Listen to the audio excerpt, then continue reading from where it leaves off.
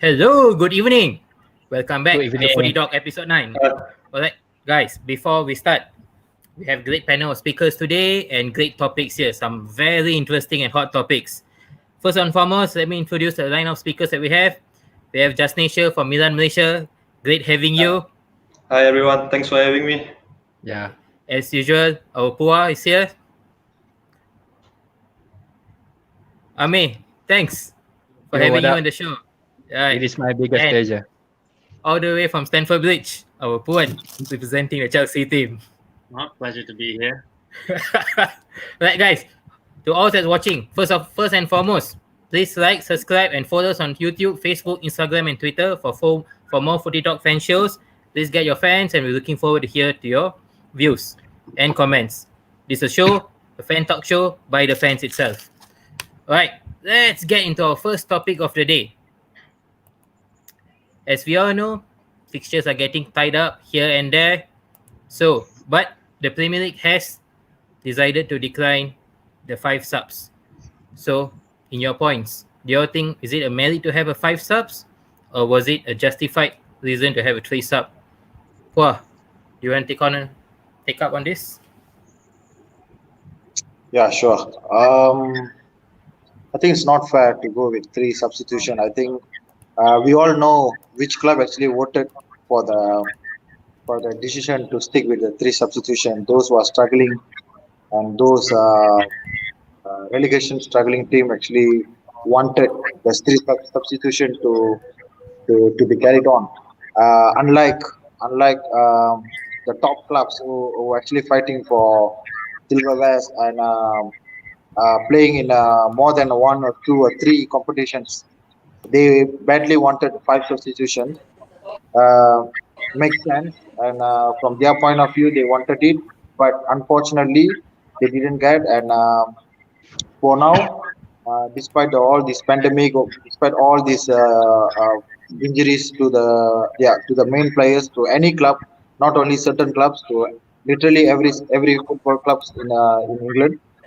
I think the decision to stick with three substitution sounds not fair at all.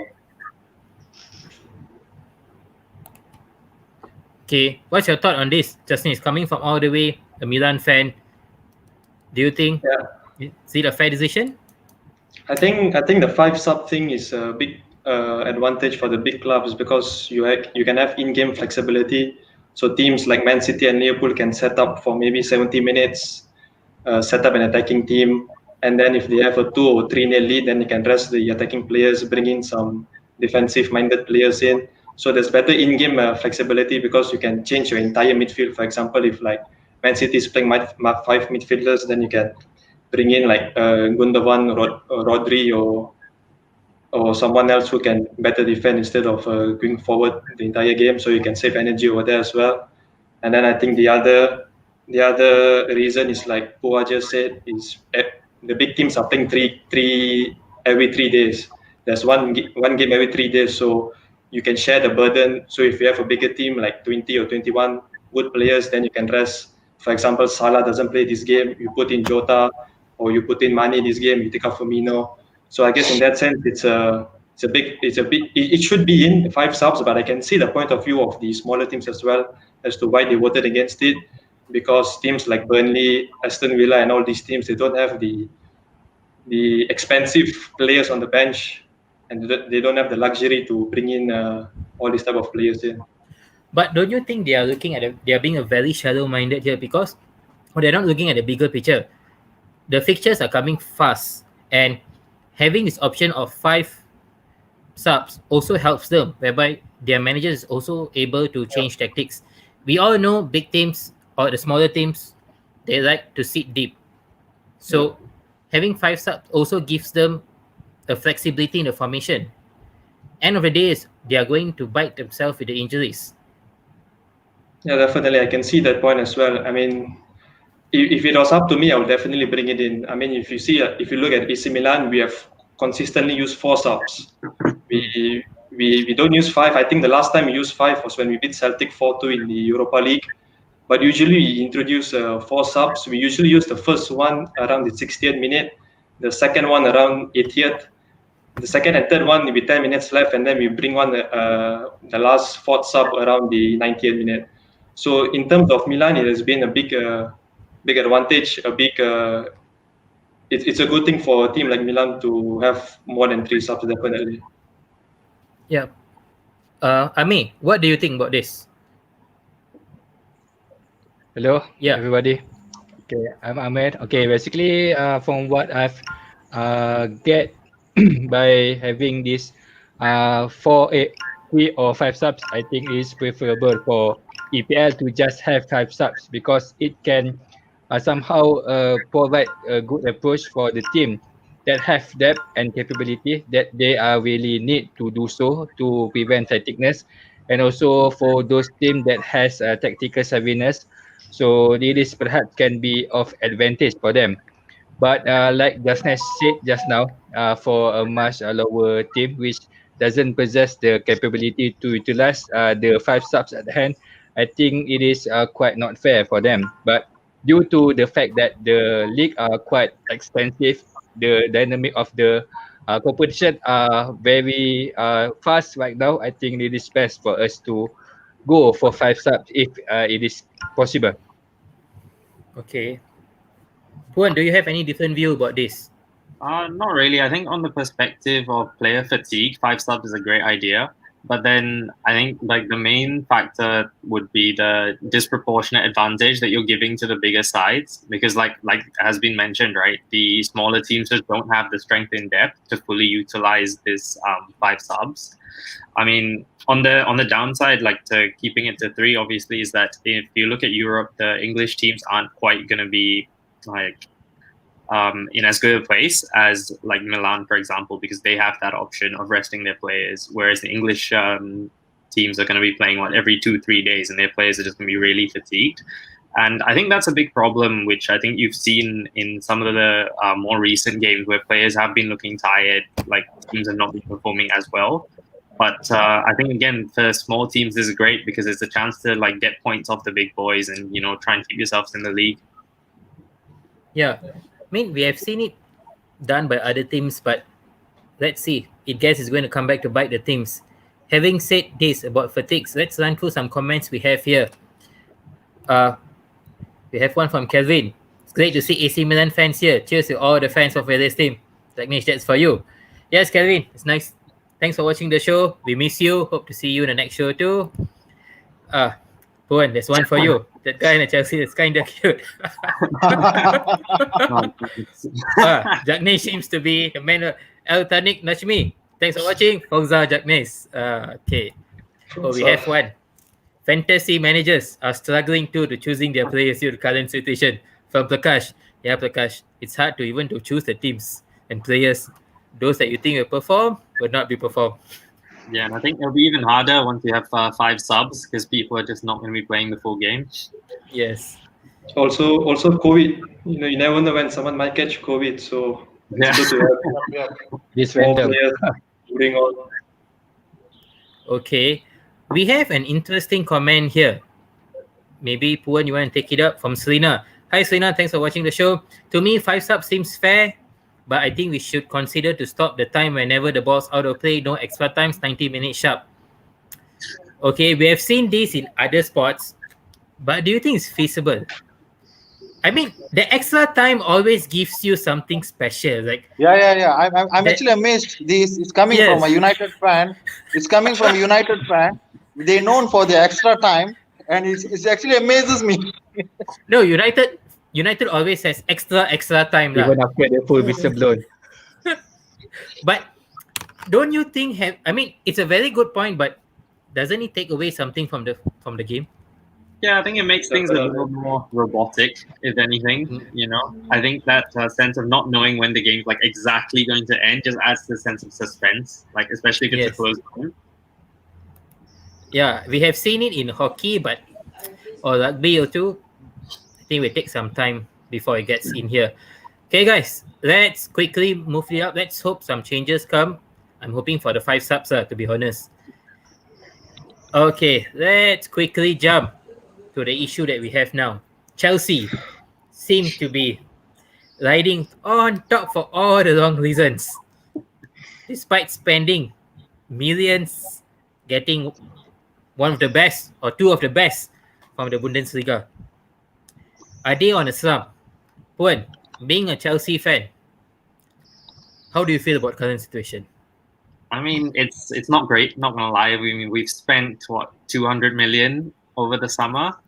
I think there was always going to be like an adjustment period in like time, and I still stand by that. I think you lose a few games, that's not a big deal. Because if you look at the table, we're still not that far off the top two, top three even. But And if you look last year, Lampard blamed not being able to spend for not being at the top. And he went on and spent 222 million this year. But he is 4 to 5, 6 points away, worse off from what you guys were last season. Did he get the right signings, or he just signed the players for the sake of signing? I think they were the right signings. I think I think my favorite signings they've been Thiago Silva and Ben Chilwell. I think they've really stepped up because our defense was definitely something that needed improving at the end of last season. And I think Thiago Silva has given us that bit of leadership and a sense of calm at the back that I think we've lacked with some of the younger players. And I think Chilwell's been excellent, just giving us those crossing options from the left flank. I think the major, I wouldn't even say it's a disappointment, just I think we need to give him more time is Timo Werner. Because I think even if you look back at his performances in the Bundesliga, he's the kind of player that scores in spurts. Like he'll have a good maybe 5-10 game period and then go on a blank for another 5-10 games. He scores, but he has never gone 10 games without scoring. This has been one of his worst. Yeah, and I mean, I think maybe a part of that is also being put on the wing, but conversely, I mean, that's benefited Tammy Abraham. He's got 5 goals, Werner's got 4 assists since moving out to the wing. So I'm not too concerned about that. I mean, he's a good player, and I think watching him, I know that he's going to create opportunities. He's going to have those chances, and I think it's only a matter of time before he gets back in the scoring run. Okay. All right. I mean, okay, if Timo is not a problem, let's talk about Kai Havertz. Oh gosh. He seems to be a non-fitting element to Chelsea. It's either Lampard doesn't know to play around him, or it's just a misfit signing. I don't know about misfit signing, but I think it's the bigger question there is what is Chelsea's identity at the moment? Because I think watching some of the games, I'm not entirely sure myself. I think there's a lot of issues with our build-up play being too slow, too laborious, and I think that's affected the front line as well. So, I think if you look at players like Werner, they want that ball played through. They want a quick build-up so they can run onto it. But that's not happened for us. I think we've been playing a very slow, patient game, which may not quite suit the players. And I think Lampard's still trying to find what works best.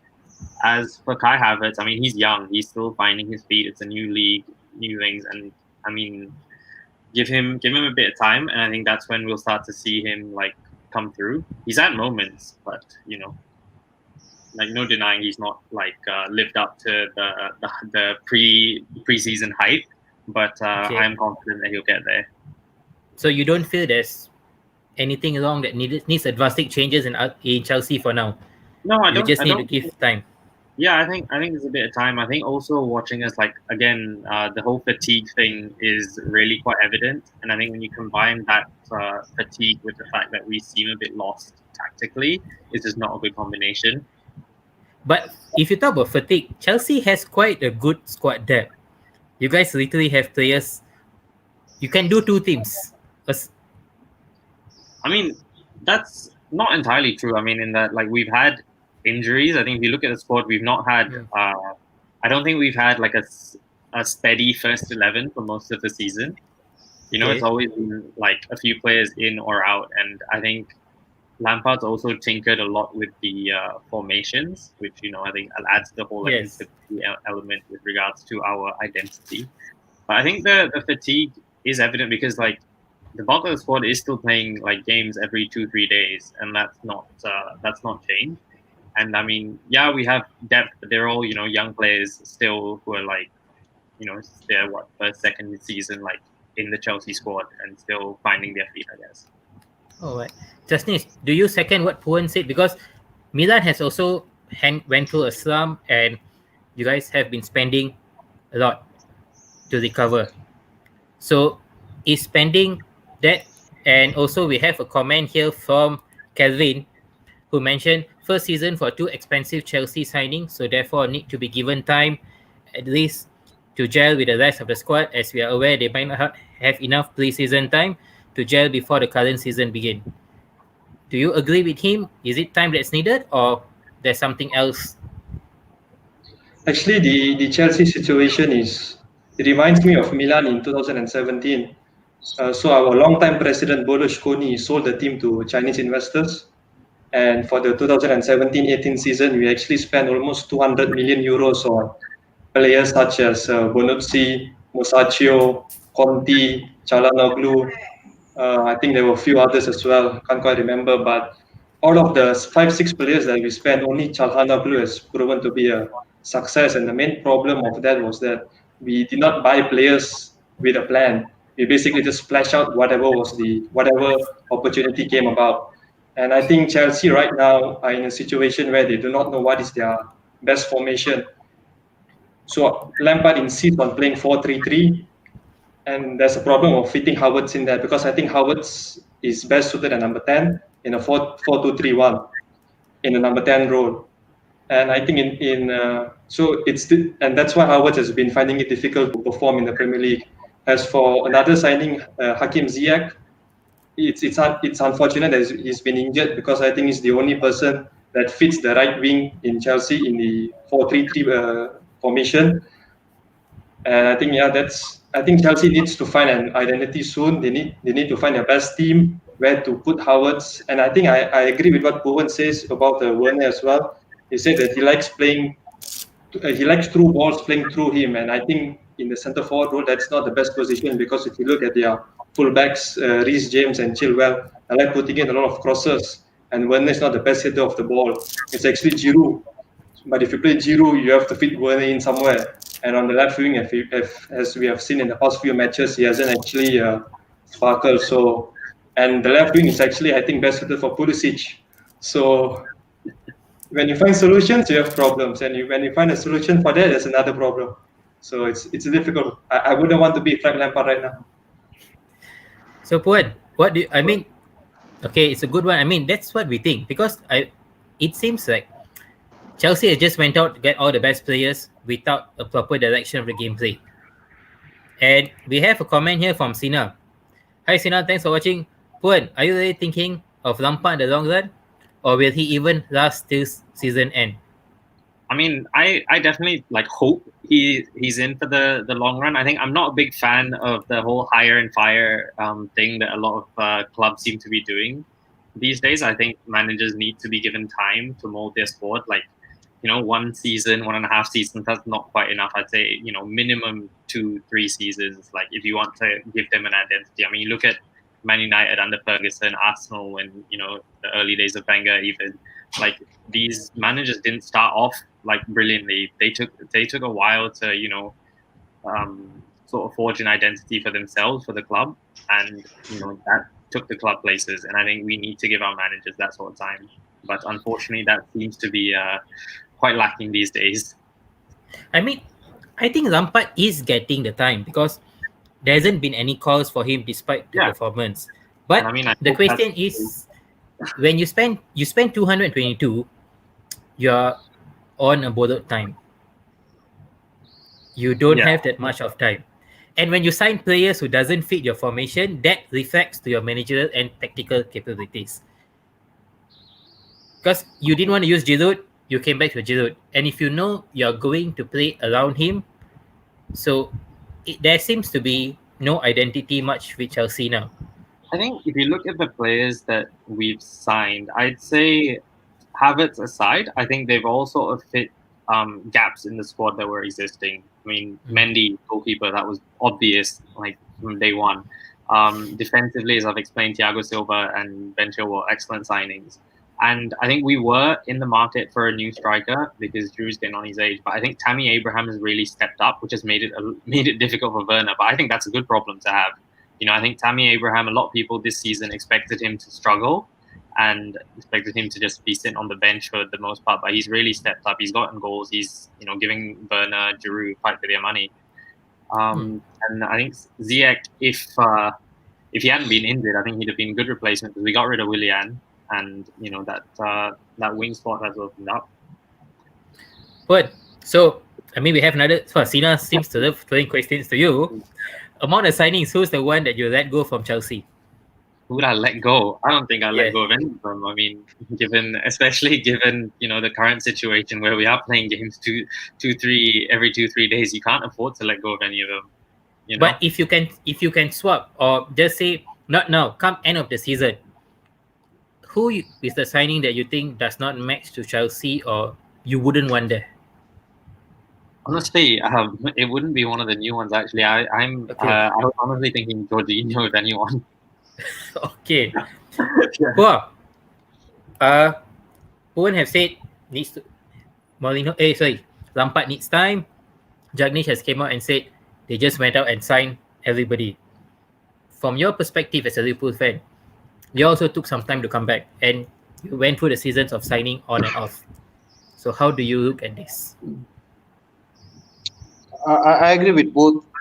To be fair, I think every manager needs time, and it's love to hear from Puan as a Chelsea fan that he is not a fan of a club that just hire and sack. But Chelsea known for that. Traditionally, they sack their manager whenever they want. So for me, if you ask me, 4 points out of possible 15 is a sackable run of form.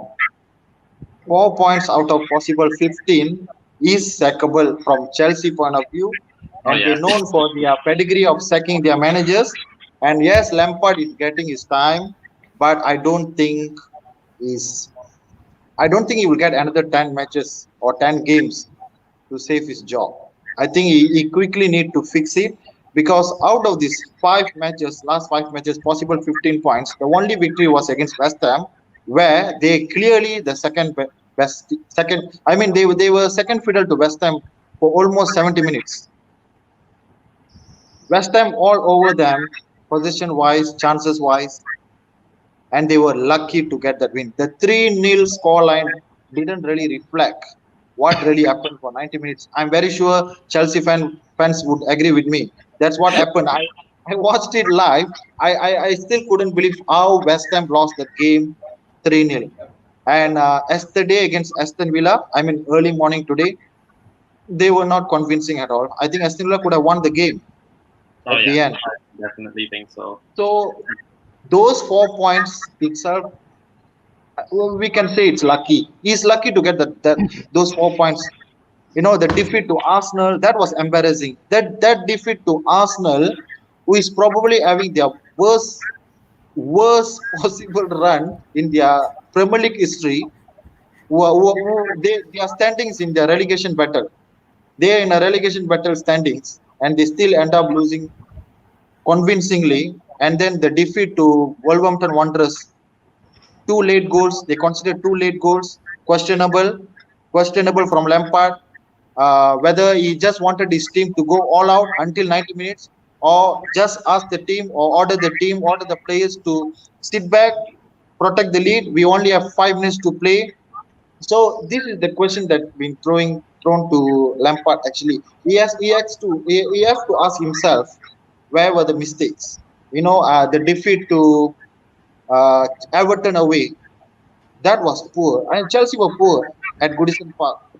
They were poor against West Ham. They were good against Wolverhampton Wanderers, but somehow they considered those two late goals. Against Arsenal, embarrassing. I think they were not good enough. And I personally feel that Frank Lampard himself still struggling to come up with his best 11. I think this is due to the signings he has made in the summer, where we all know that Kai Havertz is his best position is central attacking midfield. That's the position he's played for Bayer Leverkusen for Germany national team. But for the first few matches, I saw Lampard played him as a winger. It didn't work at all. And then he also not sure where to play Timo Werner, whether as a centre forward or play him as a from a left. If he play as a front three or 4-3-3, he also don't know whether he has to play 4-3-3 or stick with 4-2-3-1, where he can actually play like a more compact midfield type of game. I'm not. I think he's struggling to even come with his best 11 at first place. Because you do have options, very good options. We have Captain America in Pulisic. We have Tammy Abraham. We have, and he also. I think he need to start to give more game time to Hudson Odoi. I personally feel I'm not sure how Chelsea fans actually feel about it. I think Hudson Odoi deserves more game time and deserves more matches as a starting 11.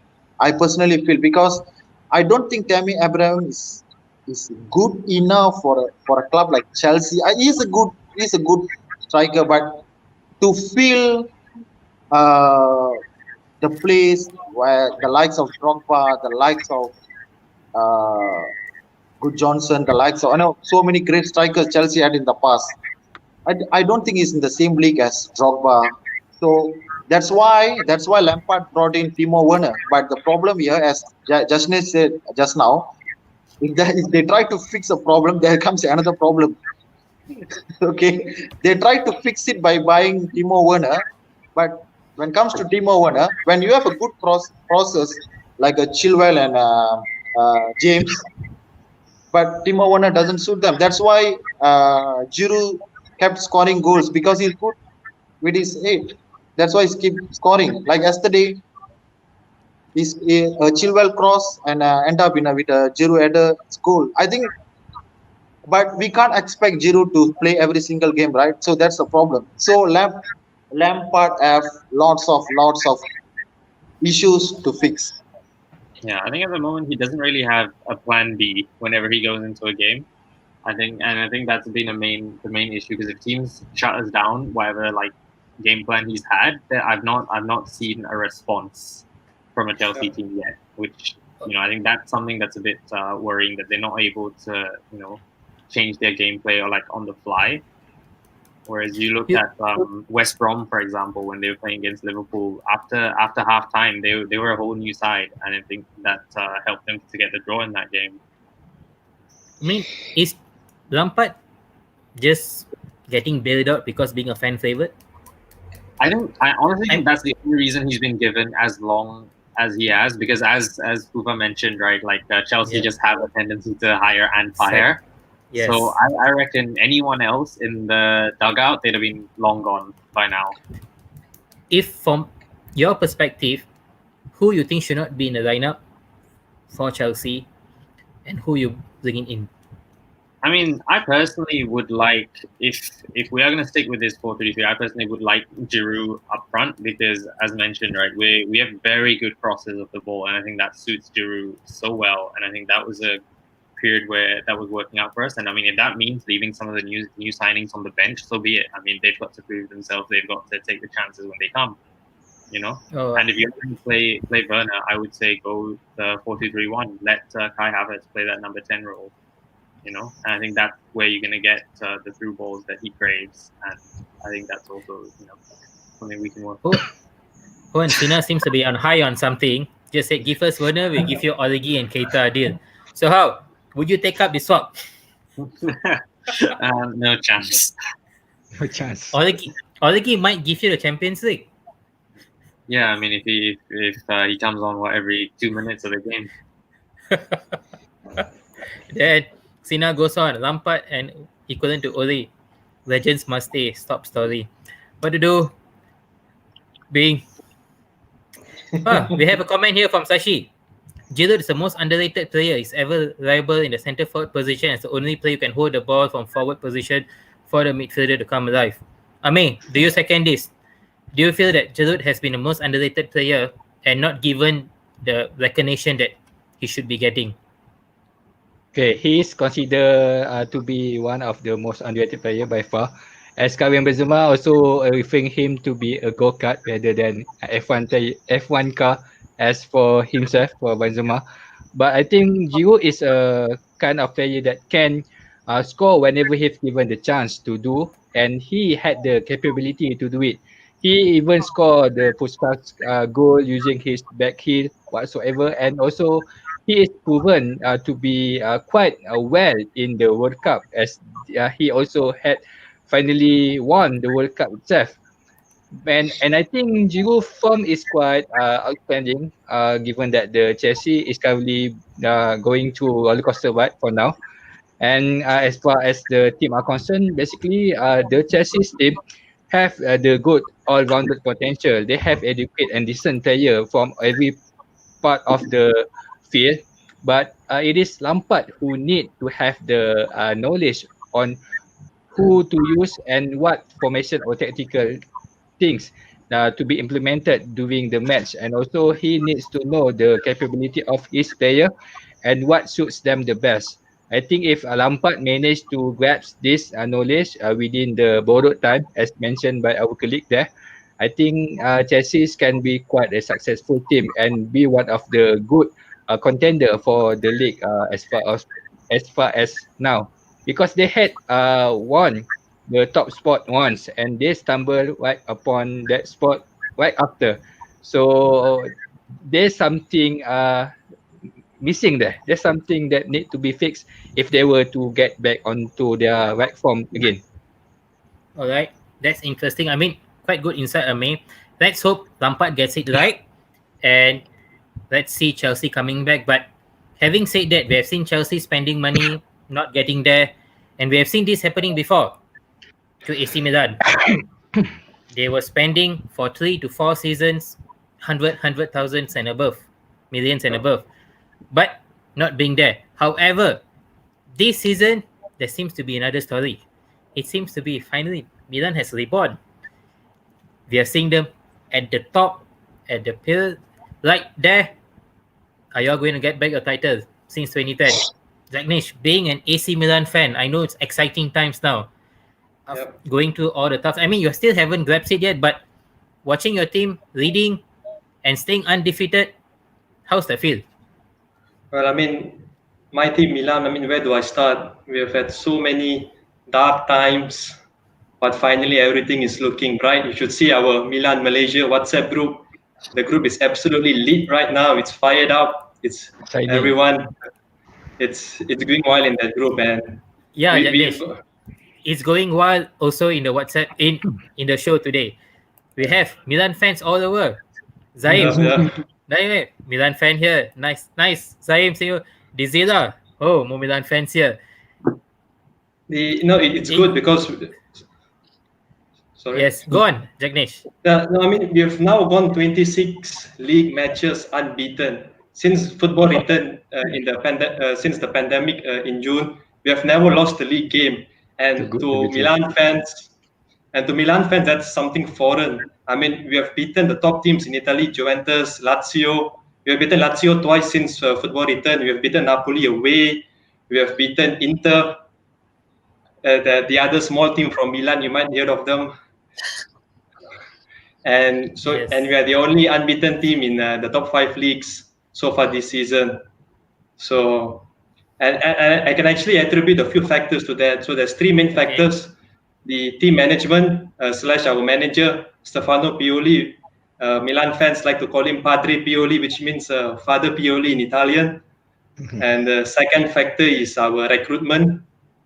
We have completely changed the way we buy players now. And the third thing is, of course, someone from Sweden. You might know him. He played for United. I don't know if you guys know him, but the lion of Milan. I mean, Zlatan is an interesting name or figure. When he resigned back with Milan, everyone was questioning it, say that another retirement place is not going to play. But you can see how he plays that role as a leader, as one individual that carries the team, and individually I can say he has influenced a lot. I think it's a combination of factors between him and Stefano Pioli. Actually, 1 year ago, on 22nd of December 2019, we lost 5-0 to Atalanta. And that was our rock bottom. That was the darkest time as a Milan fan. We were disappointed. It was a funeral in our WhatsApp group. We were all very sad. We were crying. And Zlatan signed in January 2020. And at the same time, Pioli changed his system to use the 4-2-3-1. And that has just worked wonders for us. Zlatan is not only his on-field performance, he's demanding the best from our players. Let's not forget, our team is the youngest in Europe as well. Our average age is 24. And in our league game against Spezia, our average age was actually 22 when Ibrahimovic got injured. So, and actually, since we beat Napoli 3-1 in November, Ibrahimovic has been injured, and we have still kept on winning without him. So it's not only his impact on field; it's been off field as well. And Yeah, we can see that. I mean, look at your signings this year. You guys have spent nearly 27 million, but you make impactful signings. I think Sandro Tonali is one. Sandro Tonali is one of the main key figure in midfield. Anti Rebic, some good young players coming in. So there seems to be a transformation. We have another comment here from Sachi, who's mentioned that Ivan Gazidis seems to be the mastermind behind Milan's comeback to the highest level. With Zlatan, there's a legend to look up to. So, but there was, like how you mentioned, Father Pioli as a key figure. But last year, he was almost being replaced. Exactly. So if I can just go back a bit in time, our Chinese investors, they had to default their financing with Elliott Management. So Elliott Management took over the ownership in 2018, and that was probably the first step of our revival. So we hired Marco Giampaolo as our new manager for last season at the start, and he was absolutely atrocious. We lost, I think, 4 of our first 7 games, and then we lost 6 of our first 13 games, and we looked like we were going to drop to Serie B at one point. So we had to sack him, and we brought in Stefano Pioli, and he was only supposed to be a stopgap. Milan was actually linked with Ralf Rangnick. I'm not sure if I pronounced his name correctly, but the German manager at Red Bull Leipzig. And there was a lot of rumors of him taking over at the start of this season. But credit to Father Pioli, he has ignored everything. And since our 5-0 defeat to Atalanta, he has played our 4-2-3-1 system. And I think much of the credit of our revival also goes to our 2 holding midfielders, Ismail Benacer and Franck Kessié. Benacer is another player who is part of our new transfer strategy. Elliott Management insists on buying young players with low purchase value so that we can develop them, and hopefully we don't, but if we sell them, we can sell them at very high resale value. So part of the young players that we have bought under our new scouting system, we have bought Theo Hernandez from Real Madrid. He wasn't being used very well by them, and we bought him for only 25 million. I'm not sure whether it was pounds or euros. And he has been our best player for some time now, and his impact, he's basically our mini version of Paolo Maldini at left back. And we have brought in players, like you said, like in summer, like Hans-Peter Hauge is another player. We have signed him for only 3 million euros. And not many people knew about him, and we managed to bring him in after we saw him play against us. Actually, he scored against us this season in the Europa League qualifying round, and he was so good that we decided to buy him. And other players like Tonali as well, another young player, very cheap in today's market. And another player I think deserves praise is Pierre Kalulu. He was an unknown from Lyon. We actually brought him as a right back, but he's versatile enough to play at centre back. Yeah. So Milan this season, we have had a lot of injuries. Our manager had COVID. The Ibrahimovic had COVID as well. A lot of injuries. Our previous game against Lazio, where we won 3-2, we did not have our 4 main players. We did not have Kessié, Benacer, Ibrahimovic, and Simon Kier, another important centre back, and we still managed to win. And that tells me that Milan is truly back, and we can believe in this new regime. So we should thank directors like Paolo Maldini, our chief scouting person Geoffrey Moncada, and our owners as well for putting in place this new system so Milan can be reborn again. Nice, Nice. I mean, I clearly can see everyone's excited. Milan's coming back, and Yeah. you're also the star of the show today. Let's just go through the comments. We have some here. El Tafix came out. We have Sally Makers, 70 minutes non-stop runner. Yeah, that's another player. We actually got him on loan last season, and he actually performed quite well. That we bought him for only 7 million euros this season, and he has been Yes. our best right winger this season. So, it's funny how our management keep finding all these players all around, and they have delivered. It's not like previously where we had center forwards like Balotelli, Baka, and Andre Silva, who we have bought for so much money and ended up wasting. Yeah, I So- mean, it's a complete transformation from your 100 million, 200 million spending to smart, figurative Smart spending purchases. and tactical, smart purchase. It's just a Milan reborn. Yeah. Okay, let's run through quick. Jagnesh, I can say we have comments flying in non-stop. Also from Hanish Kalamjit Singh, nice. Thanks for watching. Great to see Jagnesh Pura here. He has great views and knowledge of football. He's been to Euro 2016 and watched 100 matches in Europe. Wow, that's interesting. No, I Right. studied in the UK, so that's why. Okay. All right. We have Zaim here. Thanks, Zaim, for watching. We have Igza Fikri. Thanks for watching. Dave, thanks for watching. Good to have Milan fans making appearance. Great time ahead, lads. And then, Hopefully. yeah, Zaim Milan goes on. Remember, and commentators say if Cassie is the best midfield in the world, Binaka would be second. Absolutely. Igza Hanaki, thanks for watching. Fauza, Milan. Fauza, Milan, Malaysia. Yeah. Goes on. Sheikh Fahmi, Fauza, Milan. Wow, it's great Let's to go, have boys. all Let's the go, Milan lads. fan. Yeah. Finally, the right side Fikriza. of Milan is coming up. Yes. Oh, Kishan here is comment. Don't forget Rafael. Rafael Yeah. also is doing good. Yeah, left wing. Very good. Zaim Nango Hauge. Sigzi Ika Klinik. Krunic, I don't know about Krunic. Zaim Milan. Gianpaolo worse than Ventura. Yes, we saw Don't that. remind me, man. Don't remind me. Yes. Okay. We have a comment. We have a question here from Zaim. I would like others than Janish to comment about Bagnasser. Pua or Ame? Who want to take up this comment? Puva, please. Puva.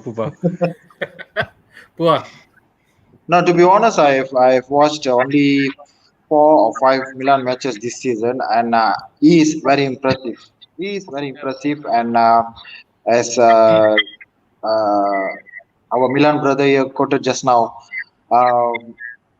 one of the best players this season. I think one of the main man who actually leading the Milan team, even when Zlatan was injured. That's the main thing here. So when it's not about Zlatan alone. Zlatan came in, he made his mark, and he also make the one surrounding him better. I think that's the key with the Milan side here. They are a young side. The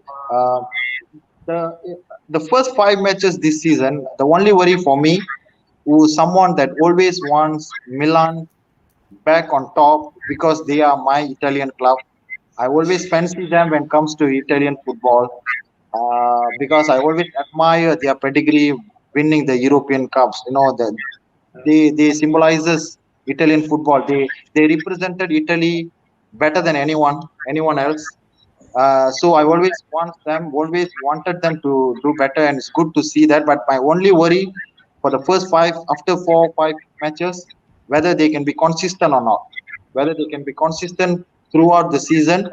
So far they are, but they are not on top by 5 or 4 points. I think only 1 point above 1 point. Inter Milan, and the rest are following Napoli.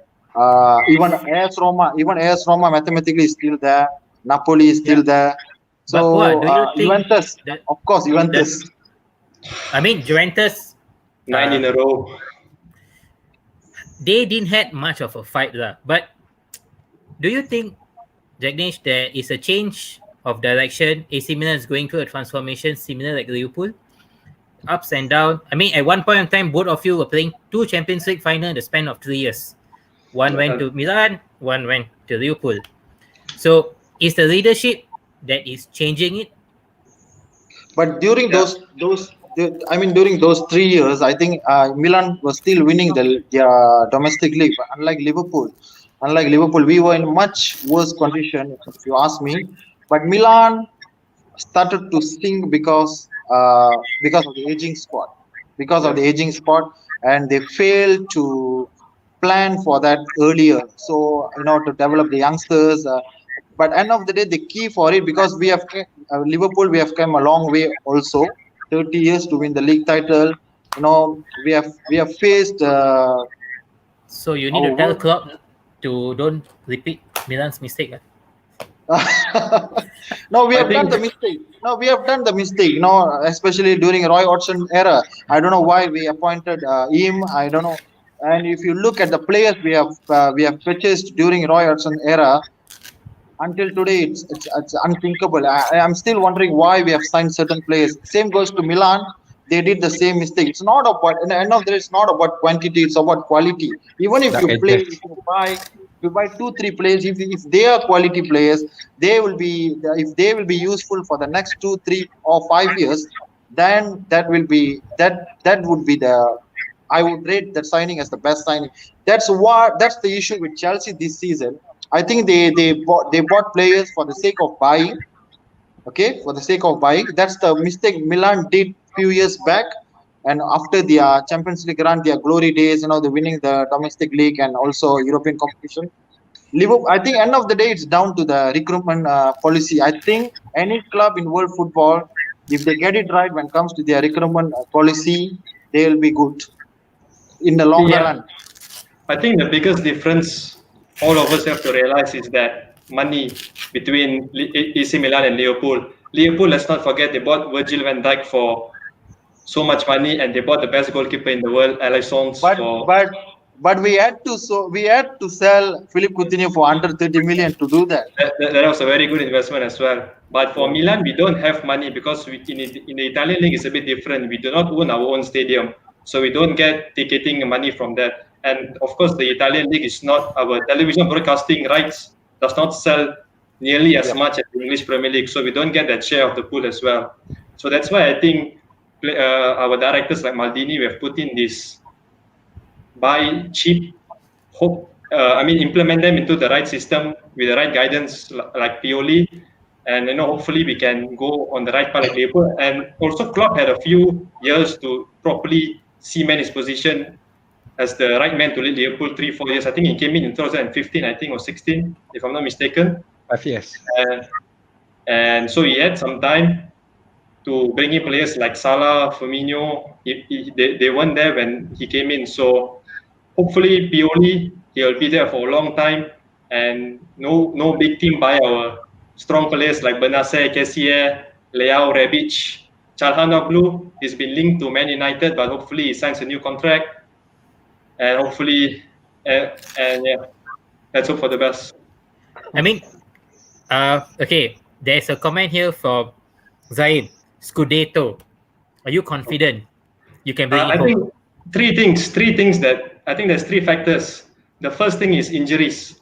If you can keep everyone fit, COVID-free, no suspensions, our 4-2-3-1, when all of our first choice players are good, I think actually we can go all the way. But we all know we are playing every 3 days. We have got the Europa League as well. Anything can happen in this pandemic. So I'm not sure about that. The second thing is we need a good January transfer window. I'm not saying we should go out and buy all these players. I think we need another centre back. We need another central midfielder to cover Kessié and Benacer. Because Tonali is a good young prospect, but he has been up and down. He's a bit nervous, I think, playing for the club he supports as a child. So let's give him a bit of time. And hopefully players like Rebic and Leao can have a good fight, a healthy fight for the left wing. Hopefully Salamakers can be injury-free on the right wing. And, hopefully Zlatan comes back. Because if he does not, then Leao or Rebic has to play centre forward, and that's not their preferred position. And the third factor is, of course, let's not forget Juventus have won the league 9 times in a row, and they've got a player called Cristiano Ronaldo who many of us, half of the world, regard him as the best player of all time. So they have been there, they have done that. So let's see, hoping for the best. Okay, we have an Arsenal fan here who wants to take some credit too. Let's give him. Shashi, Benassa is a product of Hal and Arsenal Academy, Forza Milan. But sadly, That's another one of the prospects Wenger has let go. So yes. Okay, but Justice, there's a good question here from Dave. Justice, if you go on to win the Serie A this season, what is a suitable statement Milan would be making on the comeback into Champions League after some time? And I mean, before you wrap it up, we have Sheikh Fahmi here. We hope that Milan can face Liverpool one more time in the Champions League final. And Iksa goes on to second that Liverpool see you in the Champions League final next year. I mean, everyone's pumped up. Because it's tied at 1-1. Everybody remembers Istanbul 2005, but nobody remembers Athens 2007. Milan fans, we don't know what is Istanbul. We don't even know where Istanbul is. We only know what is Athens 2007. So hopefully we can have the rubber game in the future. Okay, Puan, do you want to take this up? Sheikh goes on. I believe Roma Abramovich is looking at Stefano Pioli now. I wouldn't be surprised at all if he were. I think, like I said earlier, right, the only reason Lampard still has his job is he's a fan favorite. So it's really hard for Abramovich to sack him. But as much as I'd love him to stay, I think he is on the clock. Just very quickly, do you know? According to reports, Pioli is actually an Inter fan. Oh. According to we have seen that a lot in Italy. Inter fan, AC Milan fans playing for your sister. If you notice, Sarri was a coach for Juventus last season, and he was a Napoli fan. Gattuso is the current coach of Napoli, and he is a Milan legend. Ancelotti used to coach Napoli as well, and he is of course a Milan legend of a manager as well. So it's a bit weird in Italy. And I think players like Seedorf, Ronaldo, the original Ronaldo from Brazil, they used to play for the big teams, Juventus, Inter, Milan. So I don't know, it's a bit weird in Italy. I mean, even Zlatan himself. The big three as well. Yes, he's played for the big three.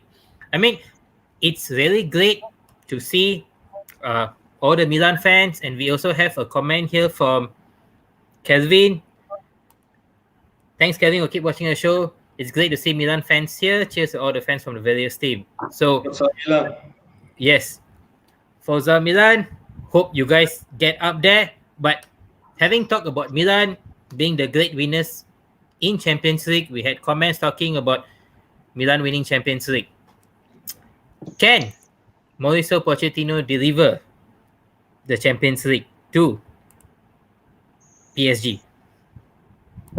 I mean, he's been rumored to take it up the role.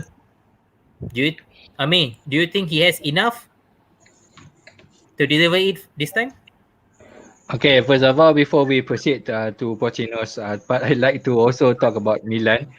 First of all, it is a very good opportunity for me to congratulate our brother here, our veteran, for coming back to the top spot, awakened from his deep slumber for all this while. And also, Milan had been LFC European sworn enemy for several years back then. And I kind of fancy Kaka as one of my non-LFC favorite. And it is quite a way for me to express my happiness having you back here on top. Okay, basically... there's also a comment for you from Dave. Apa khabar, Jang? Question to Amir, how long since you have seen Milan back at their best and good memories versus AC Milan? Maybe a quick one on that, Amir. Okay, basically AC Milan had been tremendous during their time and known as the powerhouse of Europe back in 2000s era, and something had happened to them and forced them to somehow collapse and get things out of hand. And I think they have get the right piece of puzzle that fit onto the team, and somehow things work out fine for them. As for Zlatan, his charismatic nature somehow he's utilized his charismatic nature to bring the energetic and the energy from the young people that he's been around, and that somehow is quite vital for the rejuvenation of the team itself. And there's a saying says that it's not that Zlatan playing for Milan, but whether Milan is playing for Zlatan. It's just one part. Alright. And okay, let's move on to the next No, I topic. mean, wrap up. What do you wanted to mention? Okay, basically Milan, I think if they manage to be on this kind of performance, it is quite understandable that they can somehow manage to be on top again and get the cups.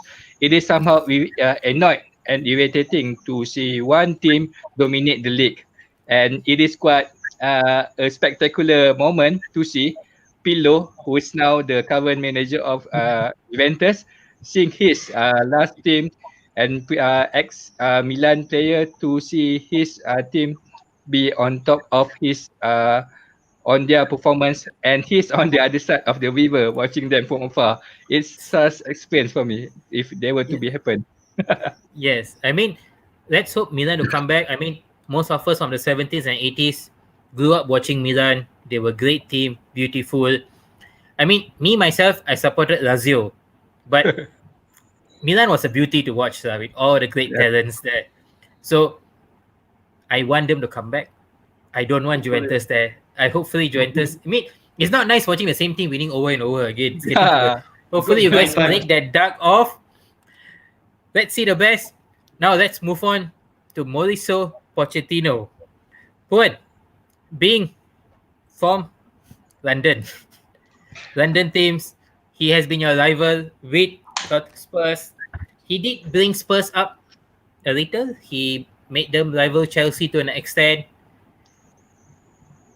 Do you think he can do it in PSG?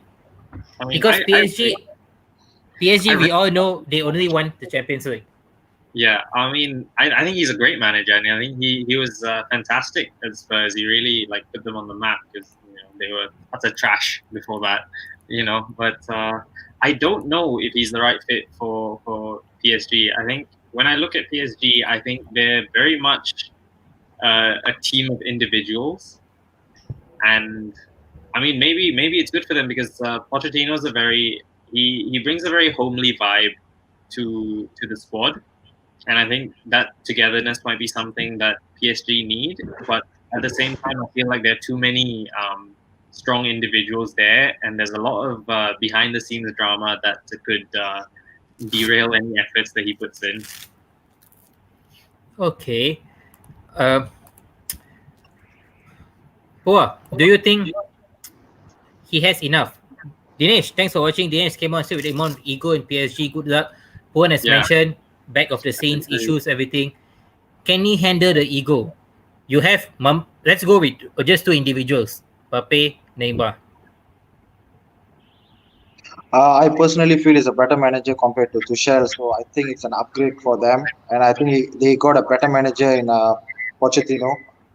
But whether it's enough for them to win the Champions League, I'm not so sure about it because mm, simply because they're a better team in Europe than PSG at the moment. See, PSG they almost won it last season, but we all know that Bayern were a much better team, much consistent team throughout the season. I think it's going to be the same, but I think Pochettino would be more desirable because being an ex PSG player himself, I think he will be more hunger and more hungry to deliver. Not, I mean, the domestic league is not no more important for them. I think they have won it enough times in the recent years. Even if the teams like Lyon, I mean Lyon doing very well this season, if they go on and win it, I think it's fine. As long PSG go on and win the Champions League would be messy for them. But if you ask me whether it's enough for them with the current players, to be honest, I watched all PSG games in the group stages this season. They were not impressive at all. Against Man United, they were not impressive at all. I mean, at that Old Trafford game, United had all the chances to kill off the game, but we all know what happened. Okay, but they do have players that can make difference on a particular day, like Neymar, like Mbappe. But collectively, if you ask me, as a team, do they have enough to deliver the Champions League anytime soon? I doubt it, because simply because they were much better team in Europe. If you ask me, Bayern still favorites for me to win the Champions League. I think Liverpool will be there, Man City will be there. Um, uh, a couple of teams actually can go and win it. But if you ask me, PSG, they can win it, but I doubt it on that, because Pochettino the first season, maybe they're gonna judge him in the second season next season. If he still can't win them the Champions League, then time's up for him, because PSG, I think clubs like PSG and Man City, their only target, their only dream now is to win the Champions League, to complete their trophy cabinet. Okay. Jagnish, do you second what Puan mentioned? Because he mentioned the team is not there. You have better teams. We have a comment here from Dave. Can Pochettino go all the way and win Champions League? He had brought half-cooked Spurs into the finals. Kane and Son were not the weapons as before last season. He managed to bring Spurs there. Even with the current team, don't you think he can make it, or he doesn't have enough to bring that team? I think first of all, we have to give Pochettino credit for what he did at Tottenham. He reached a Champions League final without buying a single player. I don't think that has ever happened in history. And at Tottenham, he also finished third, second, third in 3 consecutive seasons. I mean, that is remarkable for someone like Tottenham, who I think only finished twice in the top 4 before Pochettino arrived for like 20 or 30 years. So that's a remarkable achievement. And Pochettino is a very flexible coach. Based on what I remember, I think Tottenham used to play 4-2-3-1, but he used to change to like 3-4-2-1, 4-3-1-2 as well. And I think that flexibility may help him at PSG. PSG has got a much better squad talent than Tottenham. Let's not forget that as well. They've got so many good midfielders: Sarabia, Herrera, Guy, Oguai. I'm not sure how to pronounce his name. And then they've got players like Neymar, Di Maria, Mbappe. So I think the best formation for Pochettino to implement is the 4-2-3-1. Play Neymar at the 10, left wing Di Maria, right wing Mbappe, and find a good centre forward. I don't think Icardi is good enough. I don't think they have any other centre forwards. And then the two holding midfielders would be Herrera and Guy. So and then the fullbacks, Bernard and can't quite remember who the right back is. But if you can implement that same system, high pressing, the fullbacks going high, the center defensive midfielders pressing well, helping out the centre backs, I think actually Pochettino can do it. He can bring Champions League glory, but it depends on whether he can best utilize Mbappe and Neymar. Because, as I said, that Tottenham team that reached the Champions League final, I think we'll be looking back at this 20, 30 years from now, Yeah. and we'll be thinking, how on earth did he reach Went the to the final? finals. I mean, like how the comments are there, Kane and Son were not what they were today also. Exactly. And he carried that team with no signings, he maintained. So that needed remarkable things. And that winner in Ajax, the late comeback, using Lucas up front and Son, with Kane being injured, that is something. Outstanding. Yeah. I mean, of course, there was a bit of luck against Man City as well. The crazy second leg, 4-3, Yes. I think. If that goal wasn't offside, it would be Man City in the semi-final. Tottenham would be out. Pochettino would have gotten sacked. No idea where he would end up. So, it's these little moments that brought Pochettino to the final. For one, I was quite disappointed with how he set up in the final. Liverpool, I think, had a very easy game. They deserve to win. And that is what worries me as well. Can he deliver on the big matches? So PSG has, Pua said, I think, the league, I don't think it matters much. Tuchel has won it 2 or 3 times in a row. It's all about the big years. And let's see, the loss in the final. Again, I was disappointed in how Tuchel set up. Neymar was neutralized. Mbappe had a poor game. So yeah, it'll be interesting. I think it's the right fit tactically. The formation 4-2-3-1, I think, will serve him quite well. But let's see. Yes. I mean, Yeah. Liverpool, you guys have won 6 Champions League. Here, Sina comes out Champions League. It's for Bayern to lose. City is going for it. PSG will make a big statement. They win with Pochettino. Do you agree with it? Would they be making a big statement? Absolutely. But I want you also take this up comment from Dinesh. Pochettino need time to get a proper team. So the question, if the board of PSG give him the time, success overnight is a big no, I believe. Can they do it? And how soon can they do it, you think? Okay, first of all, absolutely, it will bring a great and immense amount of pressure upon him on he were if he were to be appointed as PSG head coach and also as the manager. And also, if he were to bring the first ever trophy, European major trophy to the Stade de France, he will be an immense figure at that stadium. They will even make a figure out of him. Who knows? Because that is the first ever time if they were to won. Okay, first of all, I think Pochettino need to handle things to handle the team with his charismatic closer, and also he needs to manage the egos of the player. As we all know, PSG are the teams that have a unique talents, but they tend to move more individually rather than being a collective spreading force, attacking force, but rather they depending on the unique skill of each particular player. They are not moving in the dynamic of a team, and that proof Pochettino needs to have something in his sleeve to garner the true potential and make the team works wonder. And also, I think it is quite interesting if Pochettino were to succeed in developing PSG, because PSG has been struggling in European. They are outstanding in League One, but whether in European, it's been quite sad seeing them riding a roller coaster and mostly on the lower side of the road. And if Pochettino can implement what he have in his mind, he can succeed, because the PSG team is much better than the one that he used to have in Tottenham squads. Okay, I mean, he has the capability to do it. I hope he does it, but maybe not this season, next season. I hope Ronaldo finish up the Champions League again this year and completes with the third team.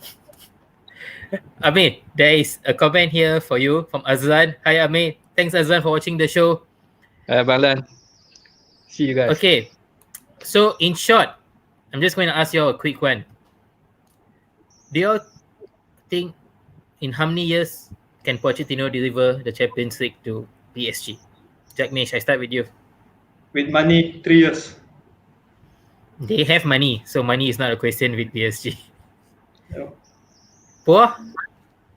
With or without money, they're not gonna win it. Oh, that's a very bold statement. Poor? Yeah, I agree. I don't think they're gonna win it. He won't win it in his first year or 2 years, and then he'll get sacked for not winning it. That's just bad. Alright. Amir? Okay, they need a bit of lady luck of being with him all over the tournament, so that they can somehow secure the trophy if they will manage to get it. And it is not impossible, but rather difficult for them, because there are, as Puva had said, there are many stronger team in the league, in the Champions League, to be considered champions. Okay, let's see. Let's do a last comment. We have a comment here before we move to the next topic. Put, what's your thought from Sheikh Fahmi here? There's a jinx for some top teams where they're able to pass through or qualify to Champions League with ease with world class squad, but can't pull the plug during the finals. Pleasure or just not for them?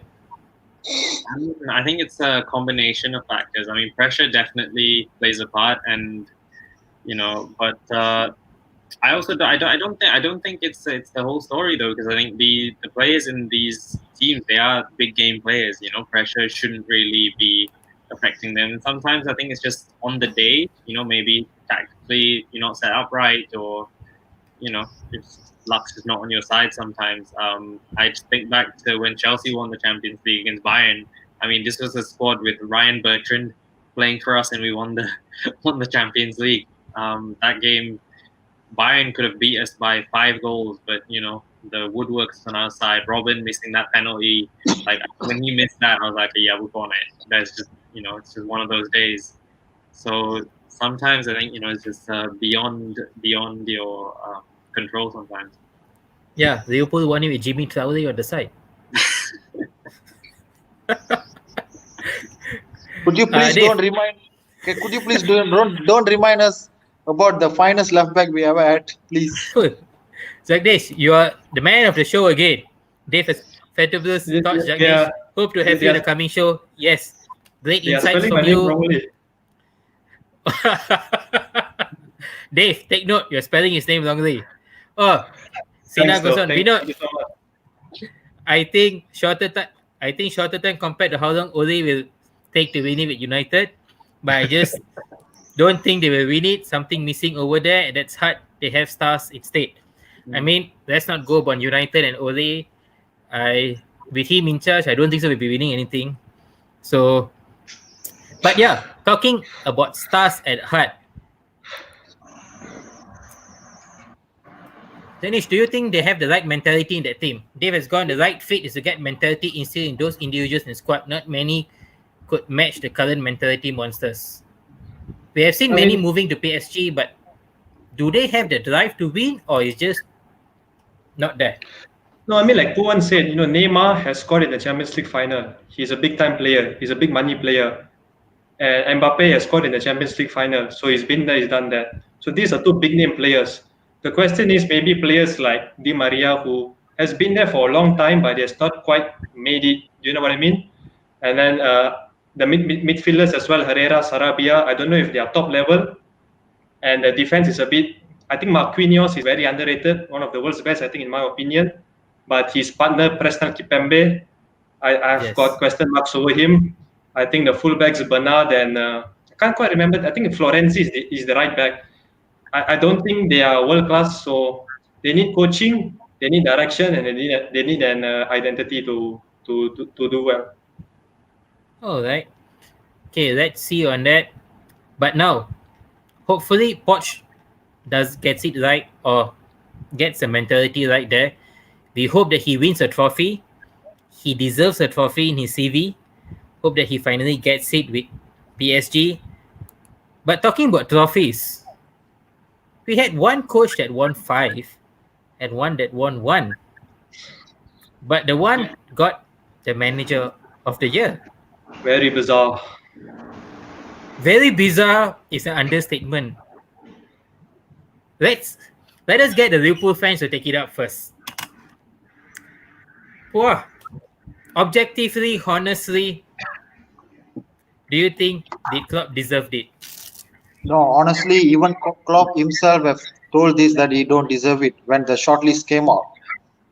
When the winners been announced, he himself, I mean, he said it clearly that he couldn't believe. So, obviously, by winning everything in a season with Bayern Munich, and we all know what happened to Bayern Munich for the first couple of games last season. They didn't start well. They had issues, and then Flick came in and then put his ideas, put his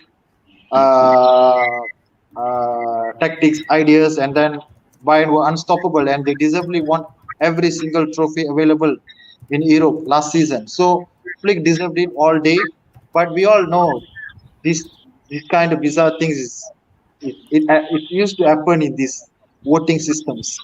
I mean, these awards in recent years, I would say in the past 5-6 years, it's been bizarre.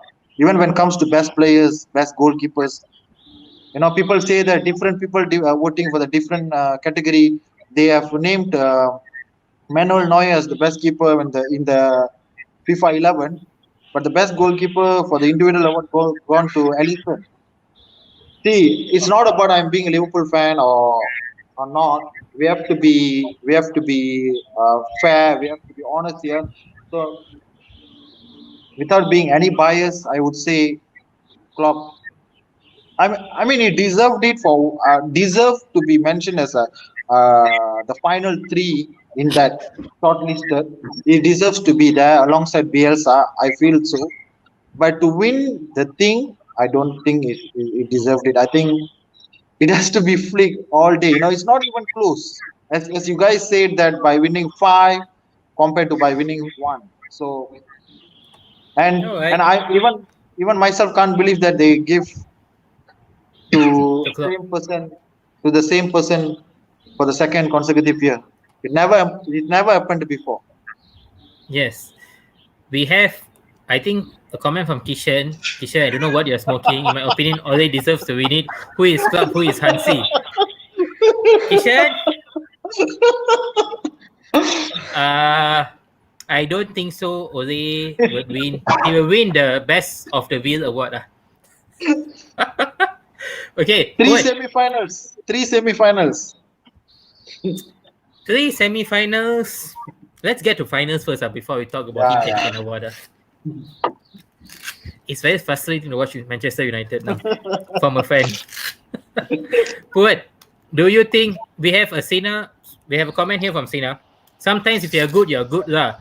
Haha, you need to see what Klopp did over the time. Flick did Flick's time in Bayern Munich in comparison, but in nuts on paper, it's Flick's not Klopp by far. And then, so do you think it's what Klopp brought on the table was what got him that best manager? Because he achieved a league title after 30 years.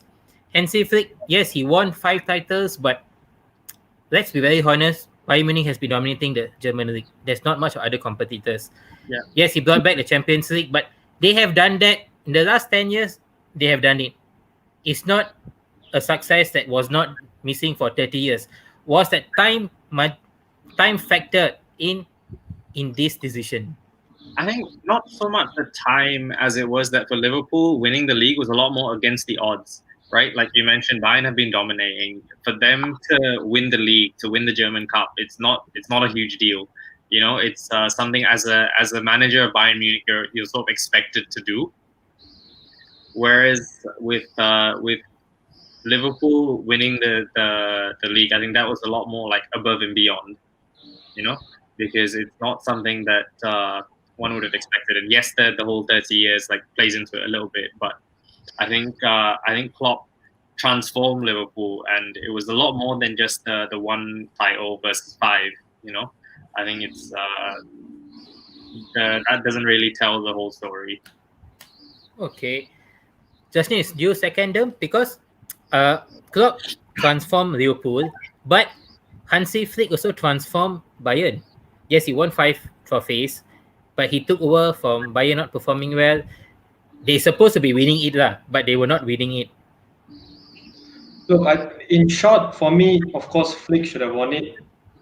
But let's look at both sides. So Klopp had a superb start for Liverpool. They won, I think, their first 25, 26 games, except for the draw against United.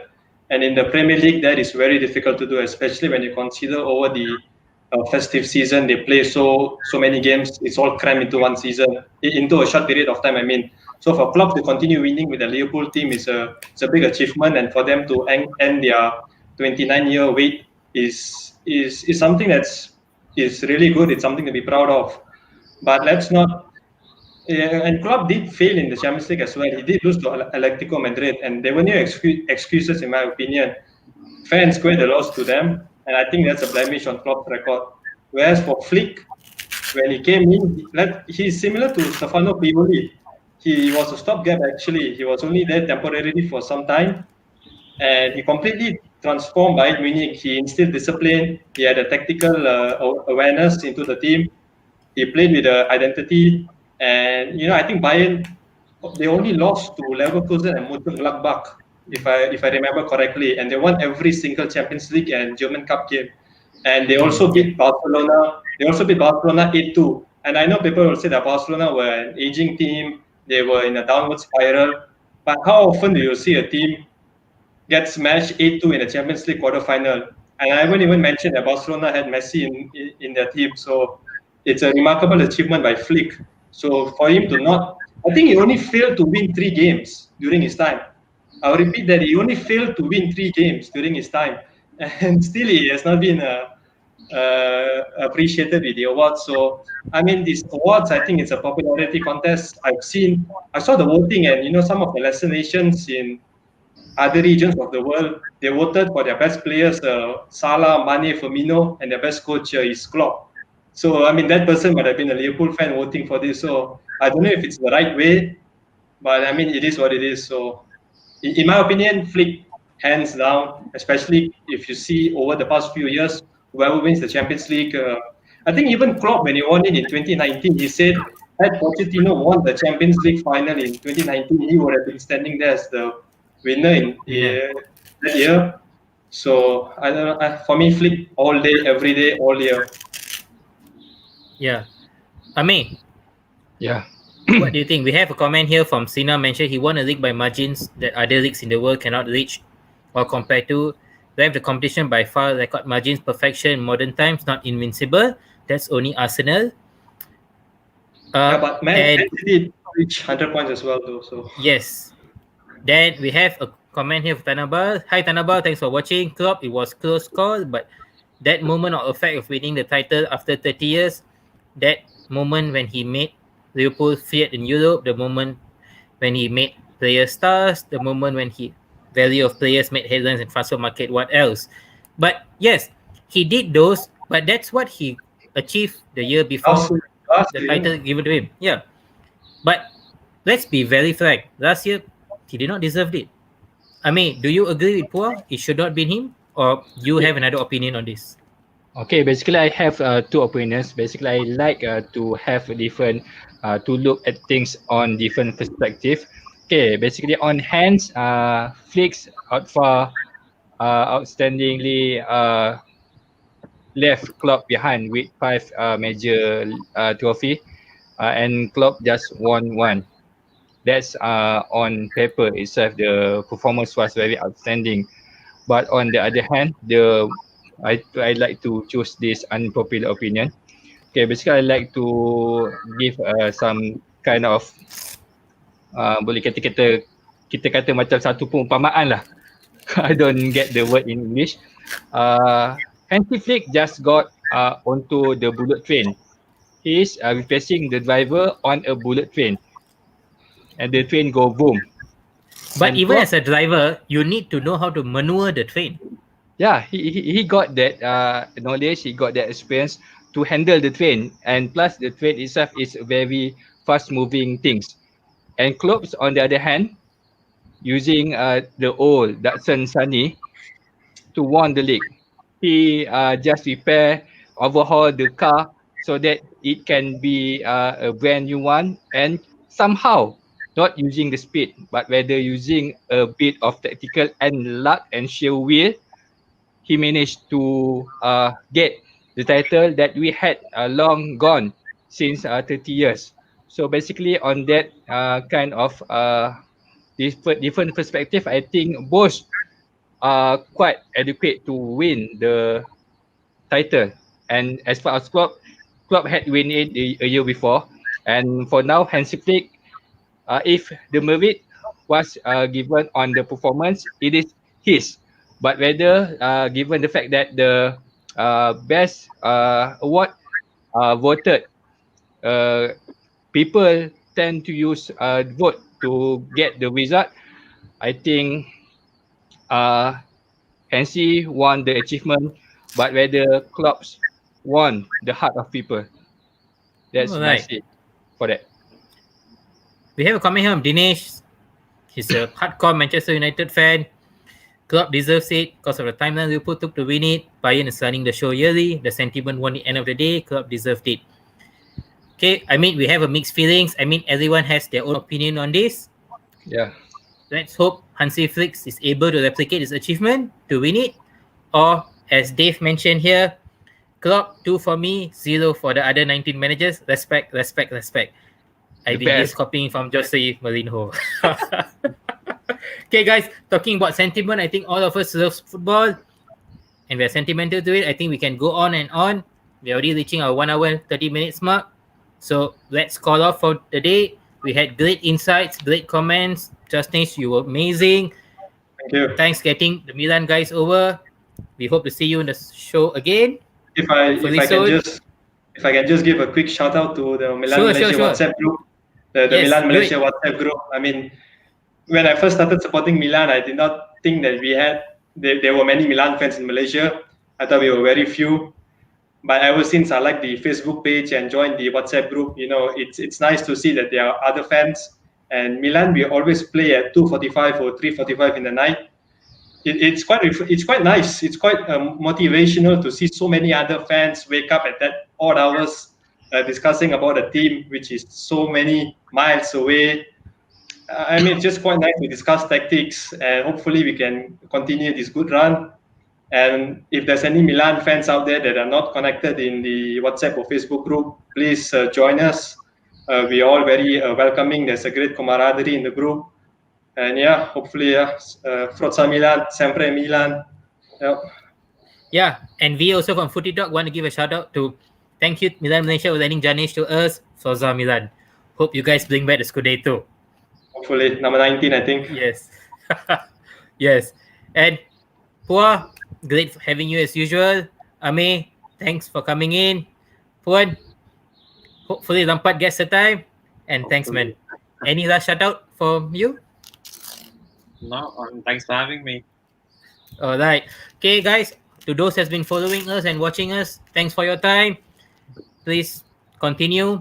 This is a show made for the fans, by the fans. If you are interested to come on board, just ping us up and we will have you in. But last but not least, please like, subscribe, and follow us on Facebook, YouTube, Instagram, Twitter for more Footytalk shows and updates. We're not here signing off on episode 9. Catch you all next week. Ciao. Okay, see you guys again. Nice having you here. All right. Take care.